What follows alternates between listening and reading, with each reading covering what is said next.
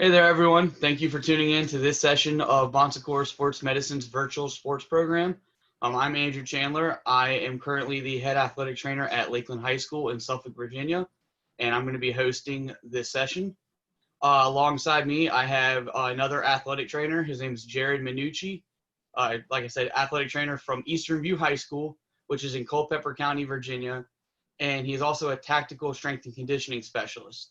And Jared can correct me on his credentials if I'm wrong, but he's got a lot of background in all this. He knows a little bit more about this stuff than I do.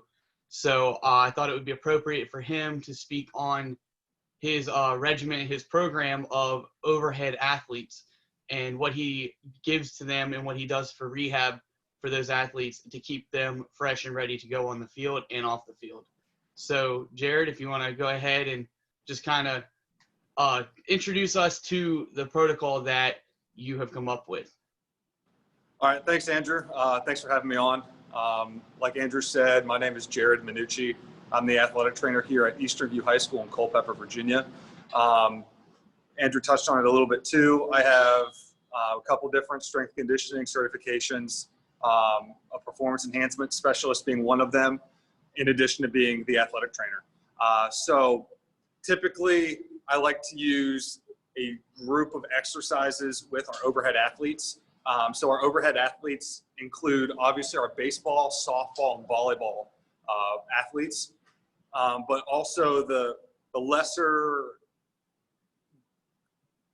known sort of overhead typical athletes include our swimmers, and then in some schools gymnasts, because there's a lot of upper body movements where the shoulder, the elbow, and the mid-back muscles have to really control a lot of force that gets distributed through them.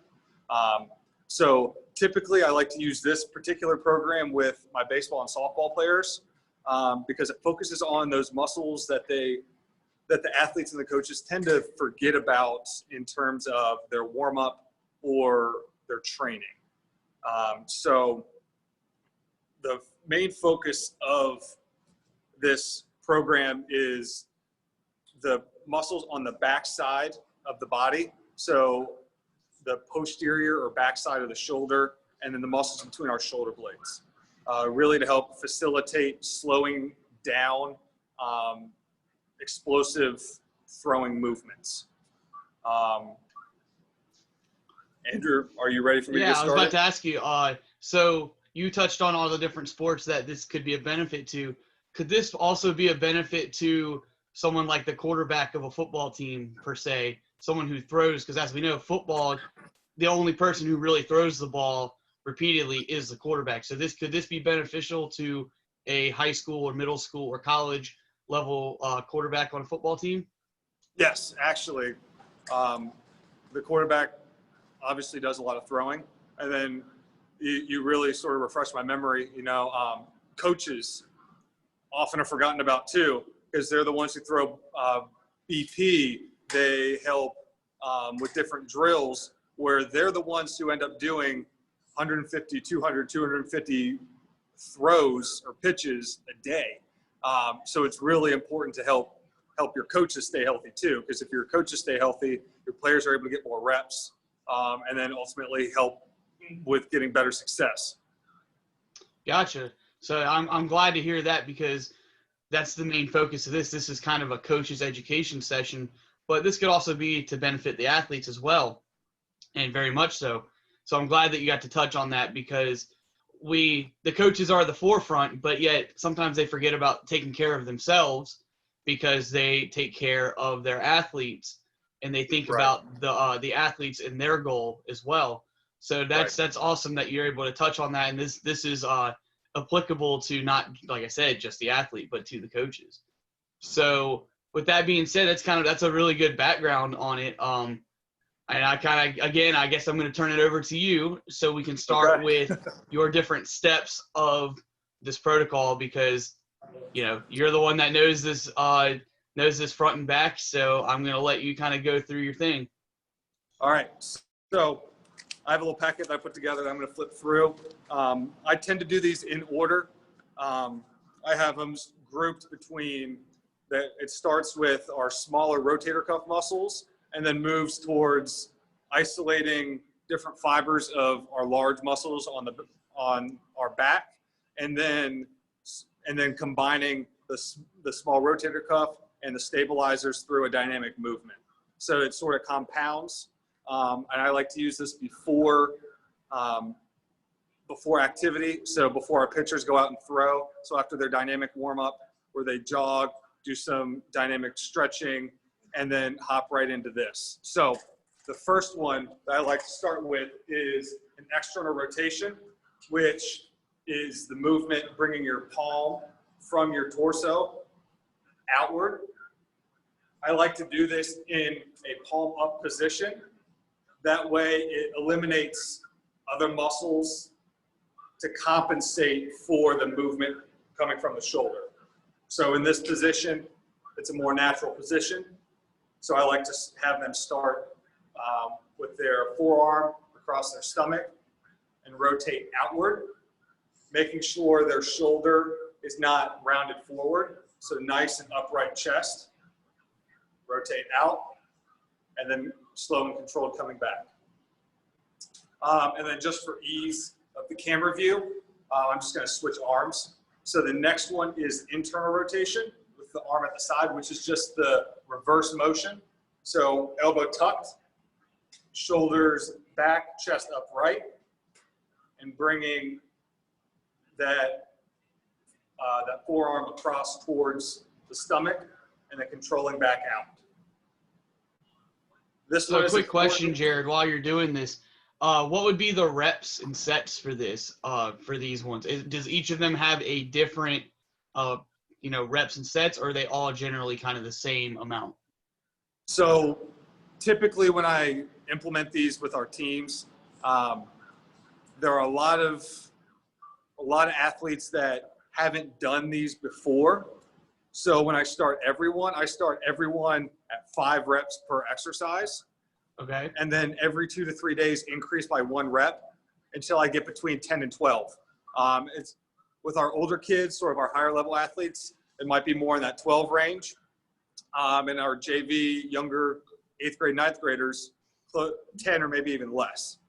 So I sort of break it up based on their skill level, their coordination, and just their baseline strength. Gotcha. Okay, that was just a quick side note I wanted to at least ask before we get all the way through it, and then, we forgot to touch on it. So, yeah, that's what you've got for your first set. If you want to go ahead and show us what else you've got, that would kind of move things along and keep us interested. So we've got the external rotation to start, and then internal rotation. And then these particular movements are called D2, flexion and extension. But with my athletes, I like to call them the throwing motion and the reverse throwing motion. So I always start with the reverse throwing motion first, because those are the muscles that are the most important in controlling the deceleration of your arm when you're throwing. And they're also the muscles that help prevent injury during overhead movements. So this first one is called, is the reverse throwing motion, or D2 flexion. So I like to get them in their athletic stance. So if they're right-handed, left foot forward, right foot back, keeping that torso nice and still and not to rotate, palm down, and then come up, and then nice controlled return to the start. So coming from that front pocket, up over the opposite shoulder. And then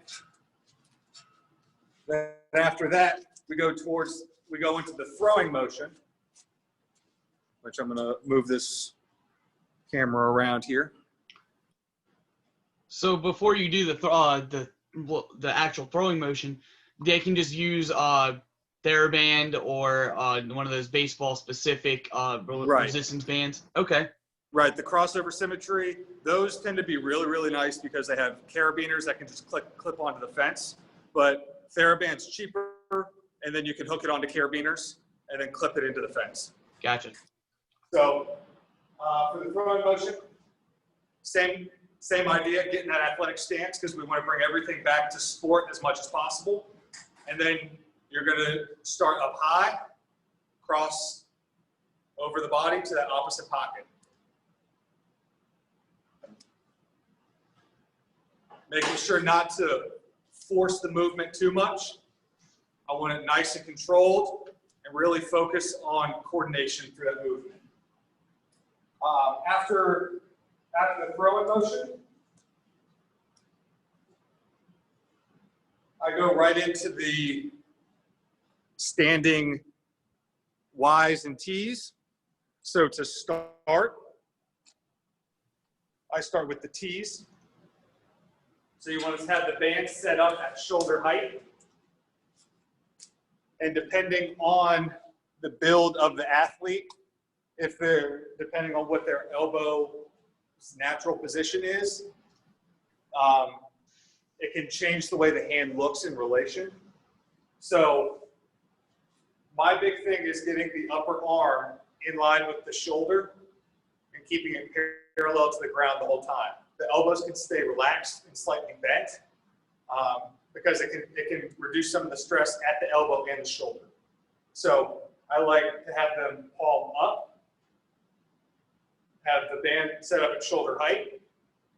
They're going to bring the arm back at the same time that they're retracting their shoulders or pulling them back, keeping that chest nice and upright, and then back. The athlete will feel this on the backside of their shoulder, in their rotator cuff, and then between their shoulder blades, where all these muscles are working together to create that movement. The next one is our Y. So all we're doing is making the letters T's and Y's with our shoulders and our arms. So same position, about shoulder height, thumb up, coming up at an angle, and then down. And it's important not to have them force their arm back just as far as they can get with proper movement. Because once you start cranking that shoulder back, it can cause some discomfort on the front side of that shoulder and compensation in the low spine. So we want to keep everything nice and controlled while we're doing the movement. Same rep range, starting about 5, and then add reps as they become used to the movement, and it becomes easy. Our next one, which is our second to last exercise, I call these angels because it resembles making a snow angel. So it combines the Y and the T movement. So you're going to set the band just a little bit lower than shoulder height. You're going to make a T with your arm, and then while keeping your shoulder blade retracted, pulled back, you're going to rotate your arm up to a Y position, hold it, and then come back down, and then back to the start. So you make a loop of the two different movements. So Jared, quick question. Would you like to isolate one arm at a time, or would you prefer the athletes do both at the same time? Or is it one of those ideals where you start one arm and then as you become more proficient with it, then you can move to 2? Typically, because they're throwing or they're overhead, it sort of depends on the sport. So baseball, softball, I'll stick to what their throwing side is. So if they're right-handed, Okay. Let's just do it all on the right side. But, our swimmers, our gymnasts, or any other high impact like our cheerleaders, I would have them do both sides at the same time. It sort of all depends on the sport and what's applicable. So like baseball, softball, I just like to use one side. Gotcha. So after our angels, the last exercise is just a band row plus an external rotation. So we're gonna have the band set the Same height as our external rotation at the beginning, external, internal. You're going to start with the arm sort of protracted or pulled forward. You're going to pull that shoulder blade back, bend the elbow, pull in with the muscles on the back side of your shoulder, and then rotating. So this is going to put more stress on the muscles pulling the arm into a rode position or an extended position, and less so on external rotation. So you're going to retract and rotate, and then return back to the start. So that's typically the routine I have my overhead athletes go through. It takes less than 5 minutes to get through all of these, and it gets them a nice burn, and it has them feeling warm for when they start throwing for a part of their warm-up. Gotcha. So another quick question for you is, I know this some of the sports I'm about to mention aren't necessarily like a primarily overhead sport, but could something like this be beneficial to, let's say, basketball or wrestling or anything of that sort? And if so, why would it be beneficial? As an athletic trainer, you know, most of our job is to prevent injuries. So really we can make an argument for all of our athletes to do this. Wrestling's a great example to bring up too, because the whole point is to bend your opponent into a position that makes them weak so that you can control them so you can win the match. Basketball is good too because there's a lot of collisions, going up for layups, coming down awkwardly, trying to catch yourself. So if we can do anything to strengthen those muscles that support our shoulder, I think it's applicable to everything. Gotcha. That was one of my main points I wanted to touch on too, is because we think of overhead sports, we obviously, like we talked about earlier, we think baseball, softball, volleyball even, but there's so many different sports that these exercises and many different preventative measures are applicable to that we don't typically think about, just like we spoke about before with our coaching staff, that we don't normally, or the coaches themselves don't normally think that they're the ones who are being put at risk of injury too, because they're focused on their players, and rightfully so. So I'm just glad that this exercise routine is applicable to more than what meets the eye, if you know what I'm saying. Yeah, so I totally get you. Yep. So in addition, as we're starting to wrap things up, is there any other bits of information you want to pass along regarding this protocol, or anything else regarding majority of the overhead sports and things to watch for if you're a coach looking from the outside in? Really sort of the main points: focus on quality of movement over quantity. So making sure the movement's proper and being executed correctly. Starting low on reps for learning, to adapt to the learning curve, and then increase reps as their tolerance increases. And the biggest thing is to do this before activity, because we want to prime those muscles for movement and for exercise. So we don't want to have them go in there cold and then risk injury because they didn't warm up properly. So I guess this last kind of specific question is, we have a lot of obviously overhead injuries with baseball and softball, more so baseball in my experience.